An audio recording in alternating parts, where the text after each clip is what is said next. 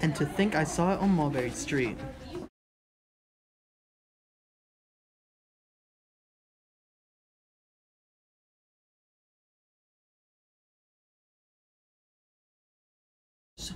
When I leave home to walk to school, Dad always says to me, "Marco, keep your eyelids up and see what you can see."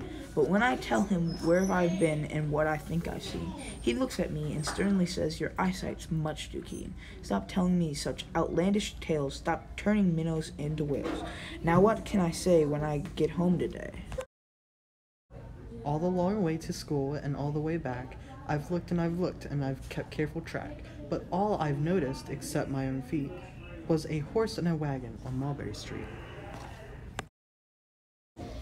That's nothing to tell of. That won't do, of course. Just a broken down wagon that's drawn by a horse. That can't be my story. That's only a start. I'll say that a zebra was pulling that cart, and that is a story that no one can beat when I say that I saw it on Mulberry Street. Yes, the zebra is fine, but I think it's a shame. Such a marvelous beast, with a cart that's so tame. The story would really be better to hear if the driver I saw were a charioteer, a golden blue chariot, something to meet, rumbling like the thunder down Mulberry Street. No, it won't do at all. A zebra's too small. A reindeer's better. He's fast and he's fleet. And he'd look mighty smart on old Mulberry Street. Hold on a minute, there's something wrong. A reindeer hates the way it feels to pull a thing that runs on wheels.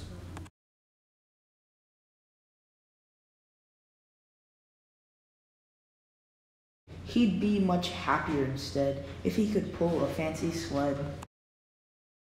A reindeer sleigh. Say anyone could think of that. Jack or Fred or Joe or Nat. Say even Jane could think of that. But isn't it too late to make one little change? A sleigh and an elephant. There's something strange. I'll pick one with plenty of power and size, a blue one with plenty of fun in his eyes, and then just to give him a little more tone, have a Raja with rubies perched high on a throne. Say, that makes a story that no one can beat, when I say that I saw it on Mulberry Street. But now I don't know, it still doesn't seem right. An elephant pulling a thing that's so light would whip it around in the air like a kite. But he'd look simply grand with a great big brass band. A band that's so good should have someone to hear it, but it's going so fast that it's hard to keep it near. I'll put it on a trailer, I know they won't mind, if a man sits and listens while hitched on behind. But now is it fair? Is it fair what I've done? I'll bet those wagons weigh more than a ton. That's really too heavy a load for one beast. I'll give him some helpers. He needs two at least. But now what worries me is this. Mulberry Street runs into bliss. Unless there's something I can fix up, there'll be an awful traffic mix-up. It takes police to do the trick, to guide them through where traffic's thick. It takes police to do the trick.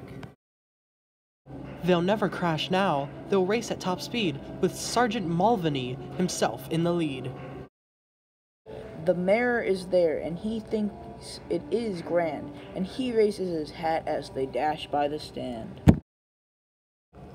The mayor is there, and the aldermen too, all waving big banners of red, white, and blue. And that is a story that no one can beat, when I say that I saw on Mulberry Street. With a roar of its motor, an airplane appears and dumps out confetti while everyone cheers. And that makes a story that's really not bad, but it still could be better, suppose that I add. A Chinese man who eats with sticks, a big magician doing tricks. A 10-foot beard that needs a comb. No time for more, I'm almost home. I swung round the corner and dashed through the gate. I ran up the steps and I simply felt great, for I had a story that no one could beat, and to think I saw it on Mulberry Street. But Dad said quite calmly, just draw up a stool and tell me the sights on the way home from school. There was so much to tell, I just couldn't begin. Dad looked at me sharply and pulled at his chin. He frowned at me sternly from there in his seat. There was nothing to look at, no people to greet. Did nothing excite you or make your heart beat? Nothing, I said, growing red as a beet. but a plain horse and a wagon on Mulberry Street.